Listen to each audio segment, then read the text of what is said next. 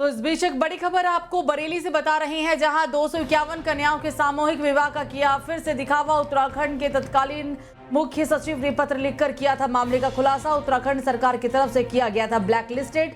विद्युत निगम लिमिटेड के प्रबंध निदेशक ने भी किया हुआ है ब्लैकलिस्टेड। सूत्रों के मुताबिक रमेश गंगवार के पीछे लगती है कर्जदारों की लंबी लाइनें। बरेली शहर के समाजसेवी या यूं कहें कि दिखावा करने वाले रमेश गंगवार, जो कि सत्य साई बिल्डर एंड कॉन्ट्रैक्टर्स के कर्ता धर्ता भी है, जिन्होंने बरेली शहर में दिखावा करने के लिए आज नवाबगंज विधानसभा में 251 जोड़ों का विवाह कराया है।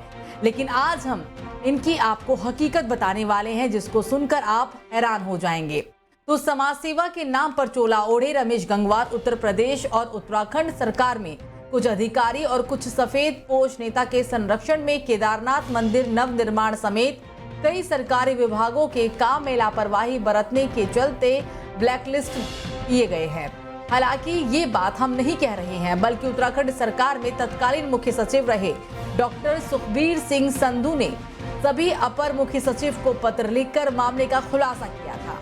दरअसल आपको बता दें कि केदारनाथ पुनर्निर्माण परियोजना के कार्यों में कोताही बरतने वाली कार्यदायी एजेंसी मैसर्स सत्य साई बिल्डर्स एंड कॉन्ट्रैक्टर्स को सरकार के अन्य विभागों में भी काम नहीं मिलेगा।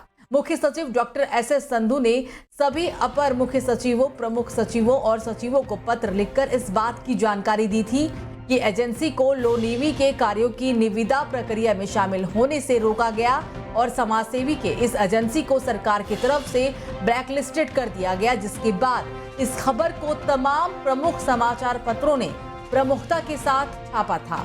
समाजसेवी साहब के कारनामे बस इतने ही नहीं हैं। दरअसल रमेश गंगवार का विवादों से पुराना नाता है और यह हमेशा से ही खुद को समाजसेवी और जनता का सेवक होने का छलावा करते रहे हैं। तो चलिए खुद को समाजसेवी कहे जाने वाले रमेश गंगवार की एक और काले किस्से के बारे में आपको बताते हैं। समाजसेवी साहब लगातार उत्तर प्रदेश सरकार में बिजली विभाग में भी काम करते रहे हैं, लेकिन वहां पर भी मध्यांचल वितरण और विद्युत निगम लिमिटेड के प्रबंध निदेशक भवानी खरकोट ने भी समाजसेवी साहब की फर्म को 2023 से 3 साल के लिए ब्लैकलिस्टेड कर रखा है। बहरहाल अब ब्लैकलिस्टेड क्यों किया जाता है, ये तो हम सभी जानते हैं। दरअसल ब्लैकलिस्ट तब किया जाता है जब ठेकेदार जरूर कुछ ना कुछ तो गोलमाल करते हैं, जिसकी कमियां पकड़े जाने पर उनको सरकार द्वारा ब्लैकलिस्टेड कर दिया जाता है। और यही रमेश गंगवार के भी साथ हुआ है। लगातार सरकारी कामों में अनियमितताएं पाए जाने को लेकर इन्हें ब्लैकलिस्टेड किया जा रहा है और यही कारण है कि रमेश गंगवार इस तरह के विवाह के आयोजन कर कुछ अधिकारी और सफेद पोश नेताओं से साठगांठ बैठाकर आम जनता के सामने खुद को समाजसेवी दर्शाना चाहते हैं। गोपनीय सूत्रों से ये भी कहा जा रहा है कि उनके पीछे लगातार कर्जदारों की एक लंबी लाइन लगी रहती है, ताकि वो लोग किसी तरह से भी उनसे अपना पैसा ले सकें।